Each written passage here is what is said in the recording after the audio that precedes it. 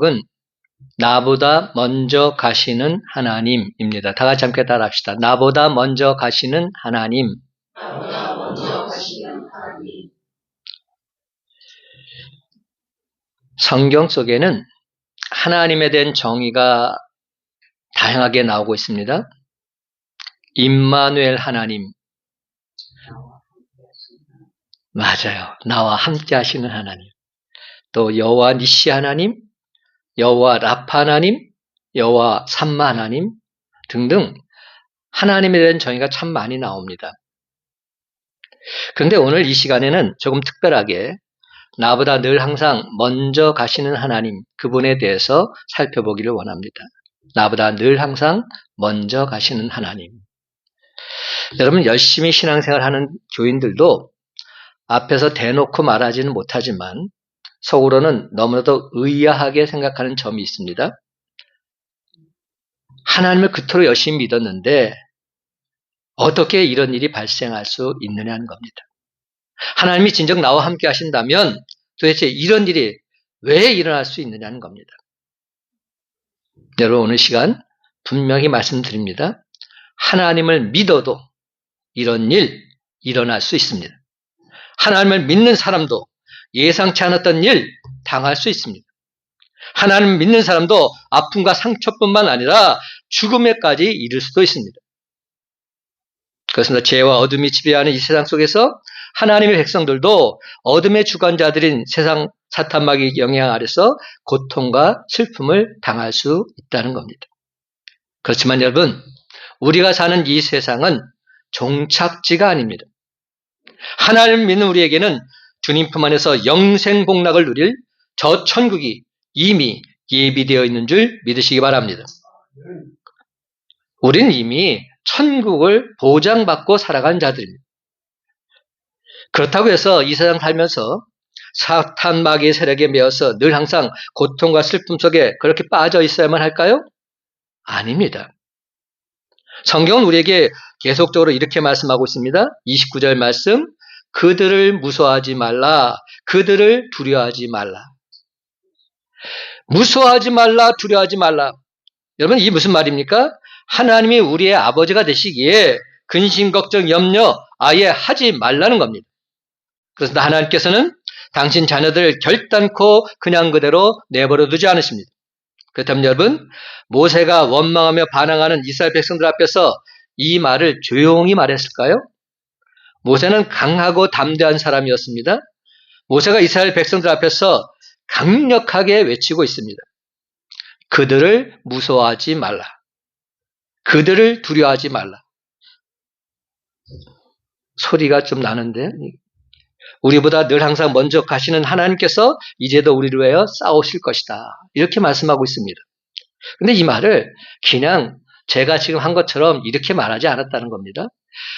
그들을 무서워하지 말라. 그들을 두려워하지 말라. 우리보다 늘 항상 먼저 가신 하나님께서 이제도 우리를 싸우실 것이다. 이렇게 말했다는 겁니다. 사랑하는 성도 여러분, 우리는 과연 무엇을 두려워하며 살고 있습니까? 하나님이 우리와 함께 하시지 않음을 두려워하기보다는 세상 살면서 전혀 예상치 못했던 일이 갑자기 일어날 것을 두려워하면서 그렇게 살아가고 있는 우리의 모습은 아닙니까? 여러분, 이 시간 분명히 말씀드립니다. 이 세상 살면서 그 어떤 것도 무서워하지 마시기 바랍니다. 그 어떤 것도 두려워하지 마시기 바랍니다. 하나님께서 그 이유를 우리에게 똑똑히 이렇게 말씀해주고 계십니다. 30절 말씀입니다. 너희보다 먼저 가시는 너희 하나님 여호와께서 애굽에서 너희를 위하여 너희 목전에서 모든 일을 행하신 것 같이 이제도 너희를 위하여 싸우실 것이다. 이제도 너희를 위하여 싸우실 것이다. 그래서 우리보다 먼저 가시는 하나님께서 애굽의 종되었던 이스라엘 백성들을 당신의 전능하신 능력으로 인도해 주셨던 것처럼 어둠과 사망의 권세 아래 죄악의 종으로 살았던 우리 모두를 하나님께서 긍휼히 여기사 빛의 자녀로 불러주신 줄로 믿습니다. 그러므로 우리를 당신 자녀 삼아주신 하나님께서는 저와 여러분이 잘 나갈 때나 못 나갈 때나 건강할 때나 병들었을 때나 영적인 가나안 천국에 들어가기까지 우리보다 먼저 가시면서 우리가 나아갈 길을 밝히 인도해 주실 줄로 믿습니다. 그래서 지도자 모세는 우리보다 먼저 가셔서 우리가 나아갈 길을 인도해 주는 하나님이시다. 이렇게 표현하고 있는 겁니다. 31절 광야에서도 너희가 당하였거니와. 광야가 어떤 곳입니까? 낮의 뜨거움과 밤의 추위가 있는 광야에서 너희가 경험한 것처럼 사람이 자기 아들을 안는 것 같이 너희 하나님 여호와께서 너희가 걸어온 길에서 너희를 안으사 이곳까지 이르게 하셨다 말씀합니다. 그렇습니다. 여러분, 모세는 사람이 사랑하는 사람을 사랑한 아들, 사랑한 딸, 사랑한 자식 품에 안는 것처럼 하나님께서 이스라엘 백성들을 안아서 인도해 주셨다고, 그래서 적과 꾸린 가나안 땅에 들어갈 새로운 세대들에게 강력하게 이 메시지를 선포하고 있는 겁니다. 사랑하는 형제 여러분, 이처럼 신명기는 세 차례에 걸친 모세의 설교로 구성되어 있습니다. 저희가 지금 성경 읽기를 하고 있어요. 신명기서를 읽고 있습니다. 그래서 제가 말씀 선포도 지금 신명기서를 하고 있습니다. 신명기서의 내용은 어떤 내용이냐면 모세의 설교가 3편이 기록된 것이 신명기서입니다. 모세의 설교 3편이 신명기서입니다. 그래서 신명기란 말을 영어로 듀트로놈이라고 하는데요. 듀트로놈이란 말은, 놈이란 말은 이제 놈은 율법을 말하니까 두 번째 율법이다, 이런 뜻입니다. 그러니까 신명기 할 때 신은 한자로 어떤 신을 쓸까요? 신명기 할 때 신? 이걸 꺼야 될 것 같은데. 신명기 할 때 신자는 납신자를 씁니다. 새신자도 아니고 귀신신자도 아닙니다. 거듭신자를 쓰고 있는 겁니다. 그래서 중국어 성경은 신명기를 제명기라고 말하고 있습니다. 거듭 재차 명령하신 하나님 말씀이다, 이렇게 말하고 있는 것이죠. 그래서 신명기는 하나님께서 가나안 입성을 앞에 둔 새로운 세대, 즉 출애굽 2세대들에게 다시 한번 모세를 통해서 하나님 말씀을 재인식시켜주고자 하신 그러한 말씀입니다. 그렇다면 여러분, 지도자 모세가 왜 이토록 피를 토하는 심정으로 이스라엘 백성들에게 강력하게 선포하고 있을까요? 그것은 바로 그 순간에도 여전히 하나님을 믿지 못하는 안타까운 현실 때문입니다. 그 순간에도 여전히 하나님을 믿지 못하는 그런 안타까운 현실 때문입니다. 여러분, 신명기 1장은 특히 하나님 명령을 따라서 가데스 바네아까지 행군한 출애굽 1세대들이 하나님을 반역하고 불순종했던 쓰라린 사건을 상기시켜주고 있는 내용입니다. 출애굽 1세대들이 광야에서 망한 것은 하나님께 불순종하고 하나님을 믿지 않았기 때문입니다. 그래서 모세는 출애굽 2세대들에게 너희 부모들이 광야에서 망한 것은 그들이 하나님께 불순종하고 하나님을 믿지 않고 불순종했기 때문이다, 다시 한번 힘주어 말하고 있습니다. 그렇습니다. 모세는 출애굽 2세대들에게 하나님께 불순종하고 하나님을 믿지 못해 몰락한 너희 아버지, 너희 어머니 결단코 본받지 말라 말하고 있습니다. 32절에 보면 이 일에 너희가 너희 하나님 여호와를 믿지 않았다 안타까워하시는 하나님 아버지의 심정을 엿볼 수 있습니다. 그렇다면 여러분, 이는 도대체 무슨 말을 믿지 않았단 말일까요? 가데스 바네아에서 모세는 12정탐꾼을 가나안에 보냈습니다. 정탐 후에 12명 중 여호수아와 갈렙만이 긍정적인 보고를 합니다. 25절, 그 땅이 열매를 손에 가지고 우리에게로 돌아와서 우리에게 말하여 이르되 우리 하나님 여호와께서 우리에게 주시는 땅이 좋더라 하였느니라. 나머지 10정탐꾼은 부정적인 보고를 하죠. 28절, 우리가 어디로 가랴? 우리의 형제들이 우리를 낙심하게 하여 말하기를 그 백성은 우리보다 강대하며 그 성읍들은 크고 성곽은 하늘에 닿았으며 우리가 또 거기서 아낙 자손을 보았노라. 민수기 13장 33절에 보면 거기서 네피림 후손인 아낙 자손의 거인들을 보았나니 우리는 스스로 보기에도 메뚜기 같으니 그들이 보기에도 그와 같았을 것이니라. 이와 같은 부정적인 보고 때문에 이스라엘 백성들은 하나님과 모세를 향해서 원망을 하게 되는 겁니다. 애굽에 매장지가 없어서 이곳까지 인도해서 우리를 죽이려 하느냐? 우리는 결단코 가나안 땅에 들어갈 수 없다. 하나님 명령을 정면으로 거역합니다. 바로 그때 하나님께서 모세를 통해서 이스라엘 백성들이 하신 말씀이 오늘 본문 말씀입니다. 29절에 31절 말씀을 생각하면서 우리 함께 읽어보기를 원합니다. 29절에 31절, 내가 너에게 말하기를, 시작, 내가 너에게 말하기를 그들을 무서워하지 말라, 두려워하지 말라, 너희보다 먼저 가시는 너희 하나님 여호와께서 애굽에서 너희를 위하여 너희 목전에서 모든 일을 행하신 것 같이 이제도 너희를 위하여 싸우실 것이며 광야에서도 너희가 당하였거니와 사람이 자기의 아들을 안는 것 같이 너희 하나님 여호와께서 너희가 걸어온 길에서 너희를 안으사 이곳까지 이르게 하셨느니라. 아멘. 그래서 우리가 믿는 하나님, 앞서 행하시는 하나님, 우리보다 먼저 가시는 하나님이십니다. 좀 더 풀어서 말씀드리면 하나님께서 이렇게 말씀하신 겁니다. 애굽에서는 내가 너희보다 앞서 가서 싸웠다. 광야에서는 자기 아들을 아는 것 같이 내가 너희를 안아서 이곳까지 왔다. 내가 계속해서 앞서 가서 싸우고 너희를 안고 갈 테니까 너희는 나만 믿고 함께 올라가지 않겠니? 이렇게 말씀하고 있는 겁니다. 그렇다면 이스라엘 백성들만 하나님 말씀을 믿지 못하고 불순종하는 삶을 살아갈까요? 저와 여러분은 어떻습니까? 다른 사람 따질 거 없습니다. 나는 어떠냐는 겁니다. 하나님께서 우리에게 말씀을 통해서 수도 없이 약속해 주시건만 하나님 약속의 말씀을 믿지 못하고 불순종하고 있는 우리의 모습은 아닙니까? 마태복음 28장 20절을 보면 주님께서 볼지어다 내가 세상 끝날까지 너희와 항상 함께 있으리라 말씀하십니다. 근데 우리는 조금만 힘이 들어도 조금만 일이 잘 풀리지 않아도 낙심하고 원망하며 살고 있지는 않습니까? 사랑하는 성도 여러분, 하나님께서 지금 나와 함께 하신다면 원망, 불평 나올 수 없습니다. 여러분, 하나님이 정말 나와 함께 하심을 믿으십니까? 하나님이 정말 나를 사랑하시고 나를 보호해 주심을 믿으십니까? 정말로 믿는다면 무엇이 문제입니까? 문제될 것이 없습니다.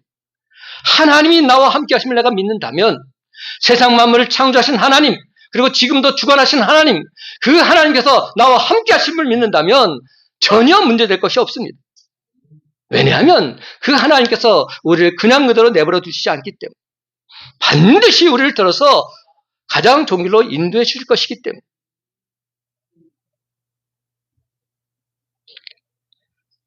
하나님이 정말로 나와 함께 하시고 나를 사랑하시고 나를 보호해 주고 계신데 도대체 무엇이 문제란 말입니까?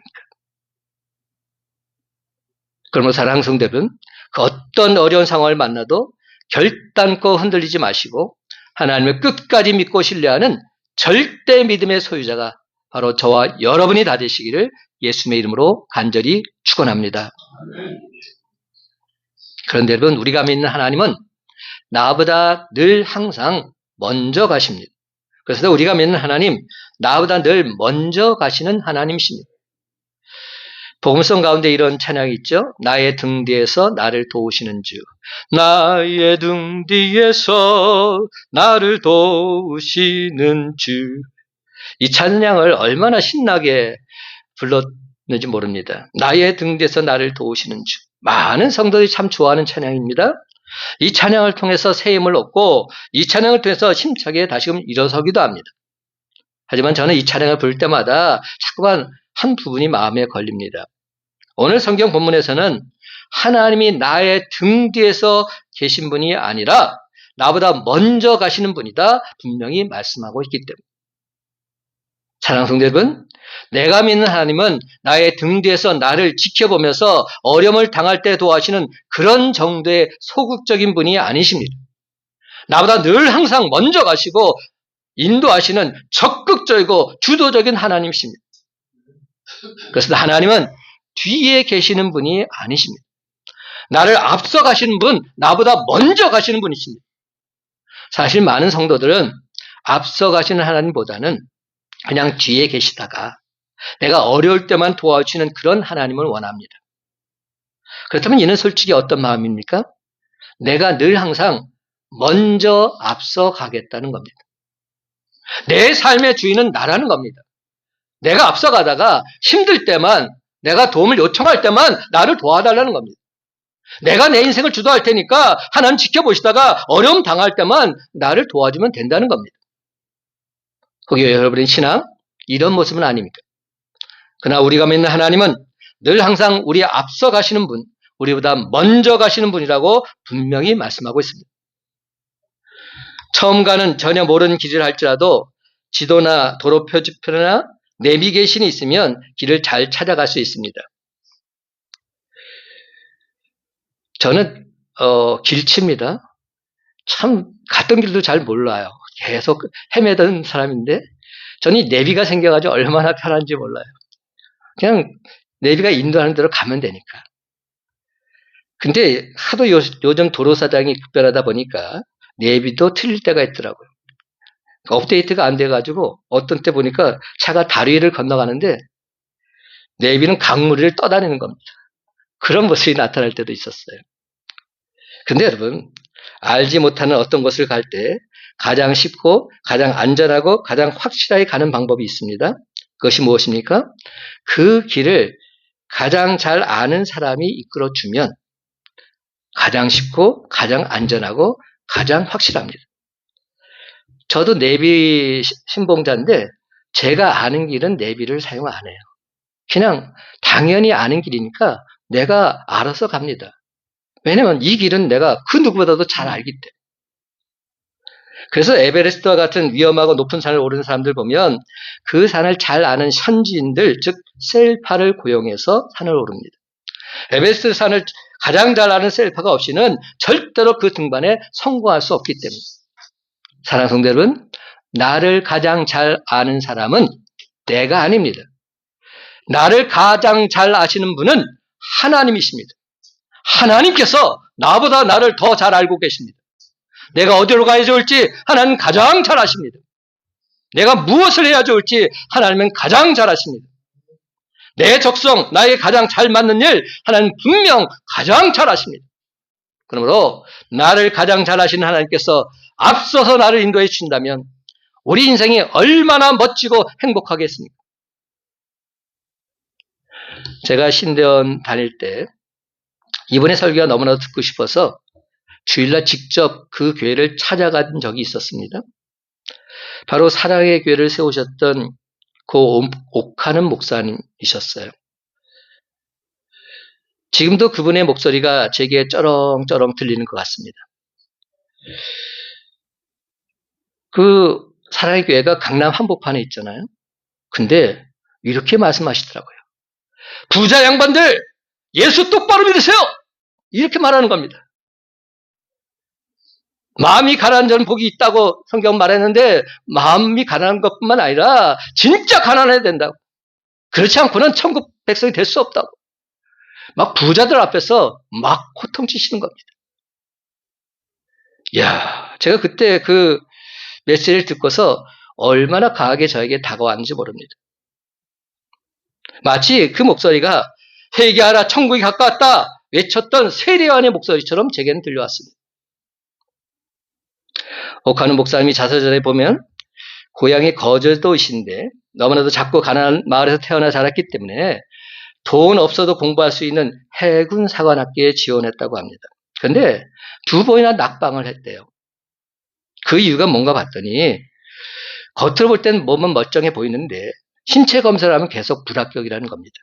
계속 고혈압이라는 판정이 나와서 신체 검사에서 낙방하고 말았다는 겁니다. 2번씩이나. 그 당시 어린 나이에 그의 심정이 얼마나 힘들었겠습니까? 거제도를 떠나서 무트로 나서 공부하는 유일한 길이었는데 필기고사에서 떨어진 것이 아니라 신체 검사에서 고혈압 판정을 받아서 떨어지게 됐으니 남날에 대한 모든 희망 다 물거품처럼 사라지지 않았겠습니까?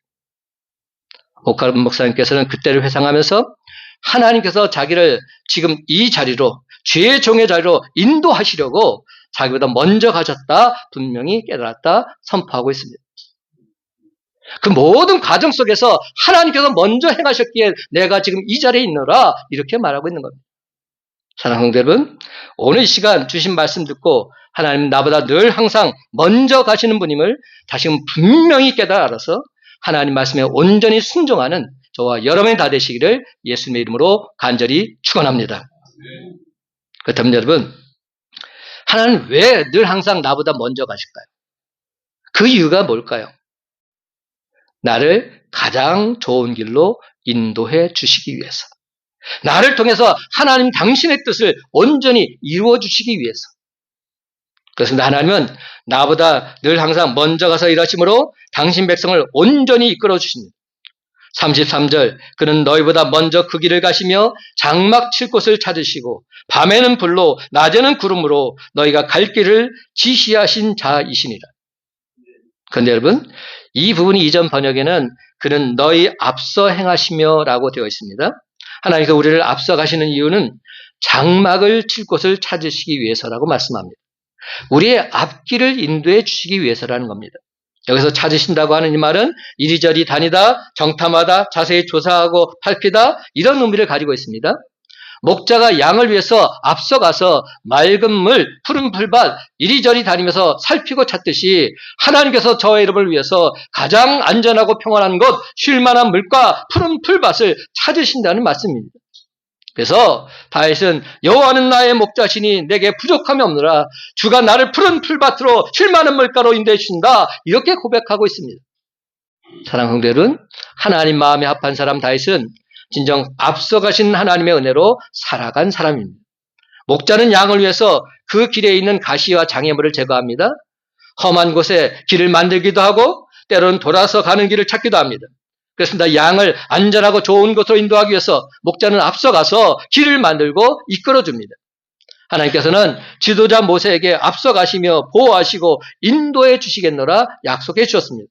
출애굽기 23장 20절, 내가 사자를 내 앞서 보내어 길에서 너를 보호하여 너로 내가 예비한 곳에 이르게 하리라. 출애굽기 23장 23절, 나의 사자가 내 앞서 가서 너를 아모리 사람과 넷 사람과 브릿 사람과 가나안 사람과 기읒 사람과 여부 사람에게 인도하고 나는 그들을 끊으리라.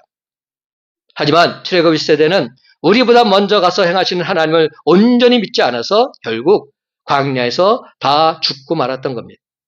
이에 지도자 모세는 출애굽 2세대에게 피 끓는 심정으로 먼저 가서 행하시는 하나님을 믿고 가나안 땅을 정복해서 적과 꾸린 가나안 땅, 즉 약속의 땅의 축복을 다 온전히 누리라 강력히 선포하고 있는 겁니다.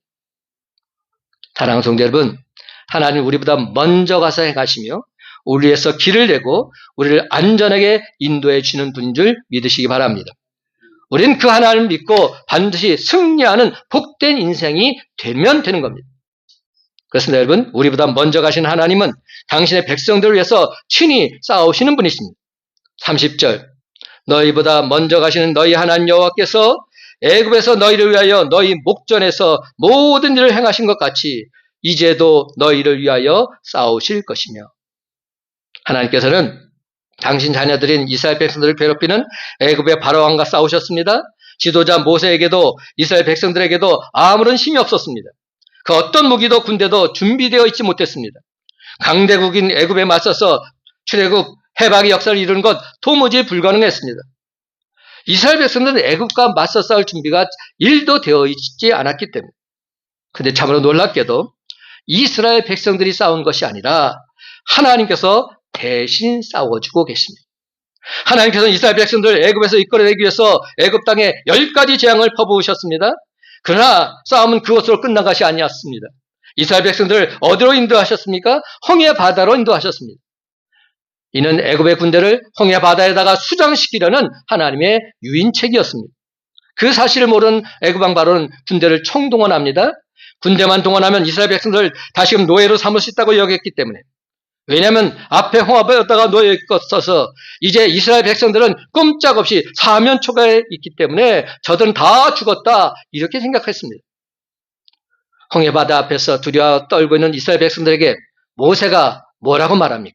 우리가 너무 잘 아는 말씀, 출애굽기 14장 14절, 여호와께서 너희를 위하여 싸우시리니 너희는 가만히 있을지니라. 여호와께서 너희를 위하여 싸우신다. 너희는 가만히 있기만 해라. 그래서 이스라엘의 하나님, 우리 모두의 하나님은 앞서서 당신의 백성을 위해서 친히 싸워주시는 분이십니다. 우리는 바로 그 하나님을 믿고서 하나님의 말씀을 가만히 바라보기만 하면 되는 것입니다. 출애굽 1세대는 앞서 싸우시는 하나님을 믿지 않아서 약속의 땅을 누리지 못했지만 출애굽 2세대는 앞서 사시는 하나님을 온전히 믿고 가나안 정복에 반드시 승리하라고 말씀하고 있는 것입니다. 그러므로 사랑하는 성도 여러분, 우리가 믿는 하나님은 우리보다 먼저 가셔서 찾으시고 인도하시고 싸워주시는 분인 줄 믿으시기 바랍니다. 근데 오늘 본문에서 가장 중요한 단어가 30절에 나옵니다. 제가 지금 여러 번 말했던 단어, 그 중에 한 단어가 저는 강하게 꽂혔습니다. 바로 이 단어입니다. 30절에 나오는 이제도라는 단어입니다. 이제도,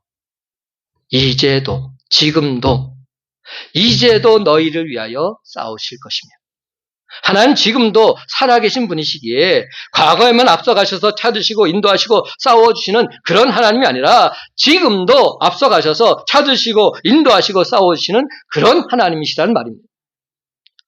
그렇습니다, 여러분. 하나님 지금도 나를 앞서가셔서 찾으시고 인도하시고 내 대신 싸우고 계십니다. 지금도. 그렇다면 누구와 싸우고 계십니까? 우리들 신앙의 원수들인 사탄 마귀의 세력과 싸우고 계십니다. 지금도 우리네 인생의 신앙에 방해되는 모든 세력들과 악한 마귀의 무리들과 싸우고 계십니다. 그래서 하나님이 우리 대신 싸우고 계시기에 지금까지 우리는 우리의 신앙을 온전히 지킬 수 있었던 것입니다.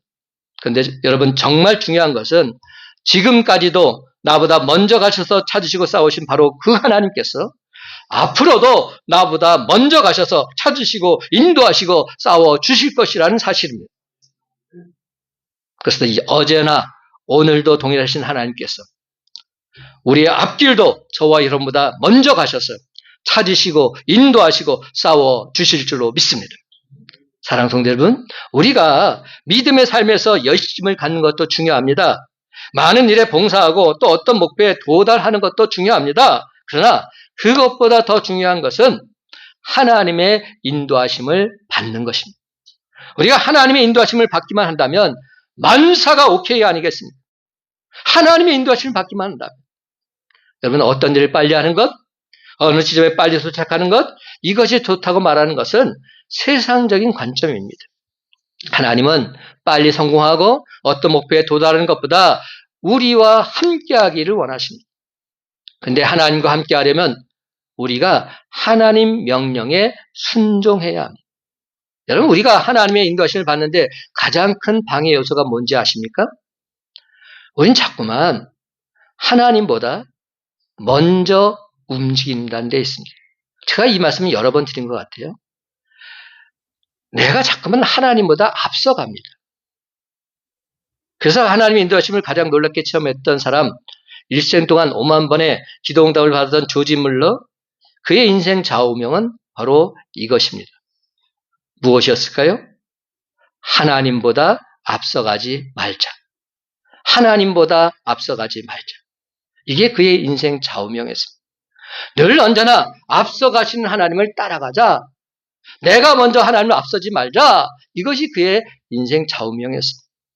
그러니까 그는 어떤 상황에 처해도 문제될 것이 없죠. 하나님보다 앞서가지 않고 앞서가신 하나님 말씀에 순종하며 사니까 그의 인생은 하나님의 주신 놀라운 은혜와 축복을 체험하는 삶이 어떤 겁니다. 그러니까 5만 번의 기도 응답을 받았다. 이렇게 자신 있게 말하고 있는 것이죠. 그렇습니다, 여러분.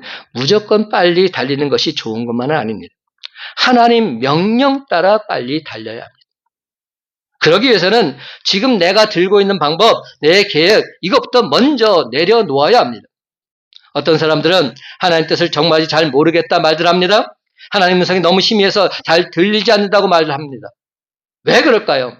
내 생각, 내 계획이 너무 강하기 때문에. 우리가 신앙생활에서 이 부분을 정말 유의해야 됩니다. 내 생각, 내 계획이 강하다면 그것은 하나님 생각, 하나님 뜻이 아니기 때문에 분명 사탄 마귀가 역사하게 되어 있다는 겁니다. 요즘 도시에서는 하늘의 별을 보기가 힘이 듭니다. 근데 지금도 시골에 가면 반짝이는 하늘의 별 뚜렷이 볼 수가 있습니다. 그렇다면 왜 도시에서는 하늘의 별 잘 볼 수가 없죠? 그것은 바로 도시의 불빛 때문입니다. 가로등과 집집마다 켜놓은 불빛에 가려서 하늘의 별이 잘 보이지 않는 겁니다. 그래서 내 생각의 등불을 꺼야 우리는 하나님의 인도하심을 온전히 받을 수 있습니다. 그러므로 이제 우리는 하나님 말씀에 온전히 순종하기로 다시금 결단해야 합니다. 하나님의 인도하심은 결국 하나님 말씀에 온전히 순종하는 데서부터 시작되기 때문에. 그런데 여러분, 하나님 말씀에 온전히 순종하기 위해서 우리는 날마다 무엇을 해야 될까요? 하나님 말씀을 묵상해야 합니다. 왜냐하면 그 말씀을 묵상해야 그 말씀에 순종할 수 있는 것입니다. 그리고 하나님 말씀을 묵상하는 가운데서 그 하나님께 간절히 기도하는 삶으로 이어져야 합니다. 왜냐하면 하나님 말씀 붙잡고 간절히 기도하다 보면 나를 포기하고 오직 하나님을 전적으로 의지하게 되기 때문에. 그렇습니다, 여러분. 우리가 하나님을 전적으로 의지할 때 하나님께서 우리의 삶을 온전히 지켜주시고 보호해 주시고 인도해 주실 줄로 믿습니다. 여기 하나님 말씀이 있습니다. 시편 121편 7절과 8절 말씀. 여호와께서 너를 지켜 모든 환난을 면케 하시며 또 내 영혼을 지키시리로다.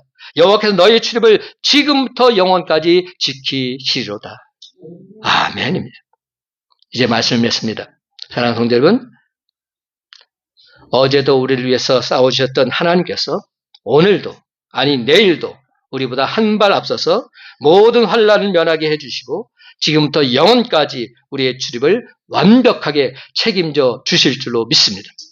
그렇습니다, 여러분. 이제부터는 나보다 늘 먼저 가셔서 가장 좋은 길로 인도하시는 하나님으로 말미암아 주님 안에서 항상 기뻐하고 쉬지 말고 기도하며 범사에 감사드리며 살아가는 저와 여러분의 복된 삶이 다 되시기를 예수님의 이름으로 간절히 축원합니다.